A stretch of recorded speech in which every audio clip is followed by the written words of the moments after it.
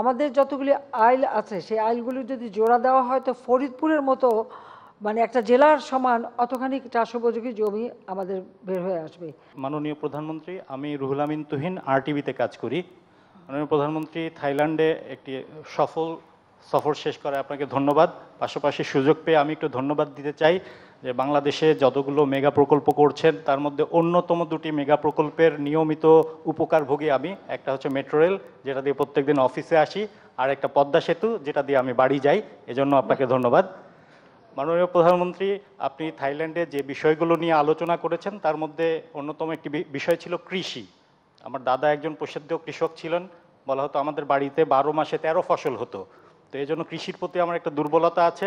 মাননীয় প্রধানমন্ত্রী, আপনি গত সংবাদ সম্মেলনে বলেছেন, বিভিন্ন সময় বলে থাকেন যে সমবায় ভিত্তিক কৃষির উপরে গুরুত্ব আরোপ করেন। বঙ্গবন্ধুরও স্বপ্ন ছিল সমবায় ভিত্তিক কৃষি।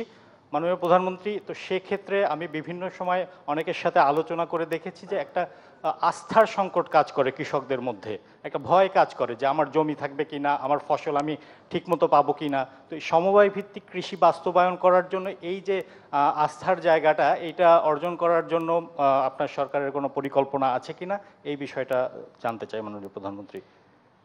এখানে আমি একটা স্পষ্ট বলতে চাই, আমাদের দেশে যেটা হয় যে পরিবার যখন বড় হয়ে যায়, জমি ভাগ হয়ে যায়, জমিতে আল বসানো হয়, এরপরে ওটা চাষ করতে গেলে আমরা যদি এখন যান্ত্রিকীকরণ করতে চাই তো সেটা করতে গেলে পরে তো আমাকে তো একটানা বড় জমি লাগবে, আমি তো ছোট ছোট খণ্ড খণ্ড জমিতে করতে পারবো না।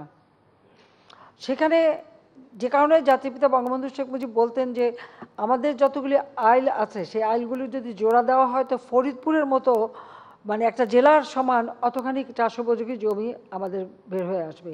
সেই জন্যই তিনি এই ব্যবস্থাটা নিয়েছিলেন এবং আপনারা যদি স্মরণ করতে পারেন তিনি কিন্তু এই কৃষি যান্ত্রিকীকরণের কথা এটা কিন্তু জাতির পিতা বঙ্গবন্ধুই বলতেন যে ট্র্যাক্টর ব্যবহার, তারপরে রিপেয়ার ব্যবহার, বিভিন্ন সে যন্ত্র মাধ্যমে ব্যবহার করা, চাষ করার জন্য জমি করা।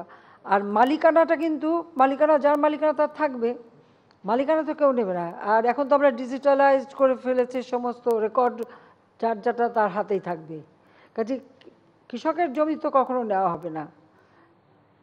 আর এখন তো হচ্ছে এভাবে চাষ, সমলয় চাষটা হচ্ছে, সমলয়টা কিন্তু এই একই ধরনের ওই অনেকটা মানে আমি বলবো যে আমাদের সমবায় ভিত্তিক সেটাকেই যে একই সাথে চাষ করে যার যার জমির অংশে সে তার ভাগটা নিয়ে নিচ্ছে। কাজে এখানে তো মানে আস্থা হারাবার কোনো বিষয় নয়, বরং আমি বলবো যদি আমরা এভাবে চাষ করতে পারি আমাদের ফসল উৎপাদন দ্বিগুণ তিনগুণ হবে। আমি এই ব্যাপারে একটা নিজে আপনারা জানেন যে আমার একটা প্রকল্প একটি বাড়ি একটি খামার, যেটা এখন নাম দিয়েছে আমার বাড়ি আমার খাবার। তো আমি আমার টুঙ্গিপাড়ায় দাঁড়িয়ারকুল ওখানে একটা আমার বাড়ি আমার খামারের একটা সমবায় আমি সমিতি করে রেখেছি, আমি সেখানে উপদেষ্টা এবং আমাদের জমি থেকে 9 বিঘা জমিও সেখানে দেওয়া আছে। এবারে আমি যেটা করছি এটা করার আগে কৃষকের ভিতরে যাতে আস্থাটা থাকে সেটার জন্য আমাদের যত অনাবাদি জমি ছিল ওই এলাকায়, এখানে কিন্তু অনেক অনাবাদি জমি ইতিমধ্যে চাষের আওতায় চলে এসছে।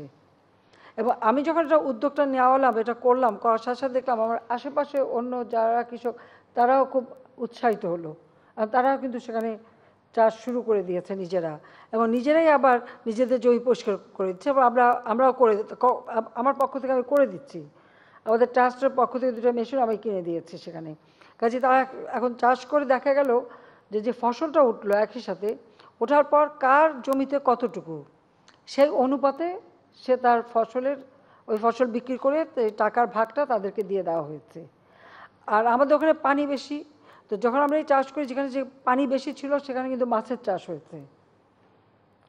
এই মাছের চাষ হওয়ার ফলে যে মাছ উঠে এসছে, প্রথমেই পেলাম 88 মণ মাছ, তার পরবর্তীতে আর এক ধাপে আসলো আরও প্রায় 102 মণ, এরপরে আরও প্রায় 10 না 15 মণ মাছ পাওয়া গেল। সর্বসাকুল্যে সব মাছ বিক্রি করে 8 লক্ষর উপরে টাকা যার যার জমি যেখানে যেখানে ছিল সেই জমির অনুপাতে তাকে সে টাকার ভাগ দেওয়া হলো। যারা সেখানে শ্রম দিয়েছে, কিষাণী যারা শ্রম দিয়েছে তাদেরকে ভাগ দেওয়া হয়েছে, এবং আমি আমার ভাগে 1 লাখ টাকা পেয়েছি। তো আমার এটা করার উদ্দেশ্য হলো আমি এই মডেলটাকে নিজে তৈরি করাচ্ছি আমাদের এলাকায়, নিজের এলাকায় করে এটা একটা মডেল হিসেবে দাঁড় করাবো। তখন মানুষ যদি দেখে যে হ্যাঁ এতে সে লাভবান হচ্ছে, নিশ্চয়ই তার আর আস্থার জায়গাটা হারাবে না।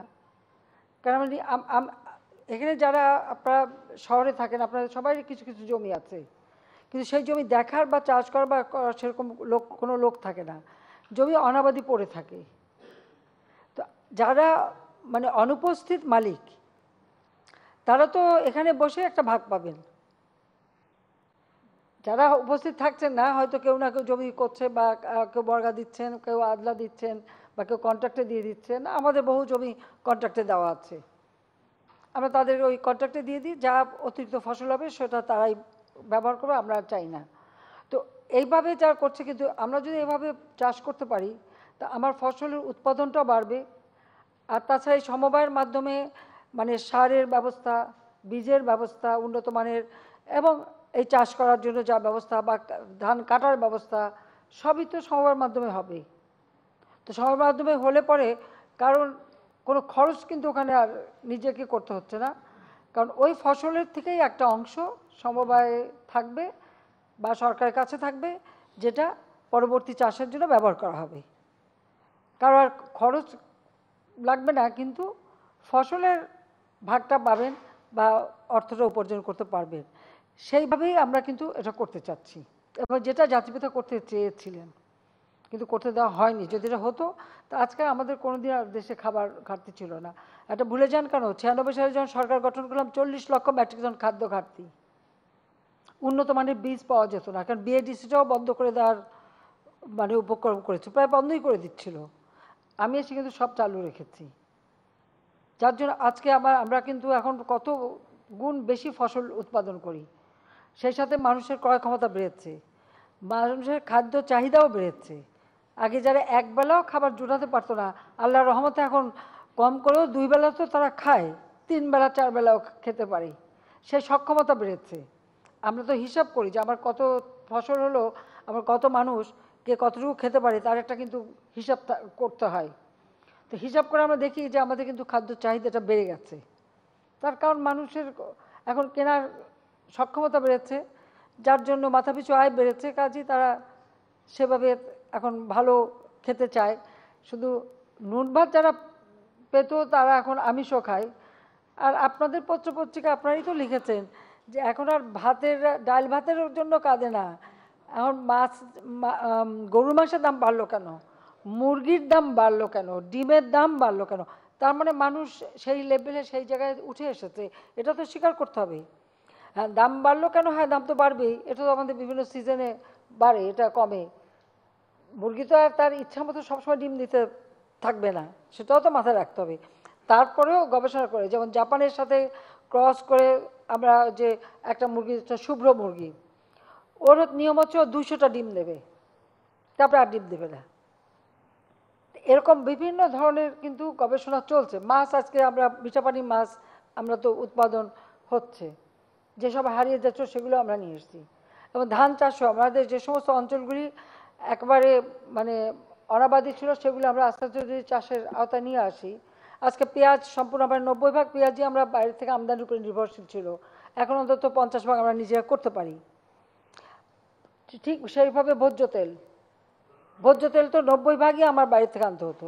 আমরা আবার শস্যে আমাদের গবেষণা করে করে বাড়িতে খুব ভালো ভালো শস্য দানা তারা আবিষ্কার করছে, এবং এখন শস্যের তেলও আমরা কিন্তু খুব ভালো করতে পারছি। সাথে সাথে বাদাম তেল বা অন্যান্য তেলও যাতে উৎপাদন হয়, এমনকি ধানের তুষ কুড়া দিয়ে যে তেল করা সেটাও হচ্ছে, রাইস ব্র্যান্ড যে অয়েলটা সেটাও আমরা করছি। এভাবে বহুমুখী করে আমাদের তো লক্ষ্য আছে যে আমরা সব কিছুতে নিজেরা স্বনির্ভর হব, কারো উপরে কারো মুখোমুখি হব না। তো এখানে ভয়ের কিছু নাই, কারো জমি আমরা নিয়ে নেব না, বরং এখন ডিজিটাল ব্যবস্থা করেছি, কেউ কারো জমি নিয়ে আর খেলতে পারবে না, সেটা কিন্তু আমরা করে দিচ্ছি। জমির পর্চা এখন ঘরে বসে পাওয়া যায়, ডিজিটাল বাংলাদেশ।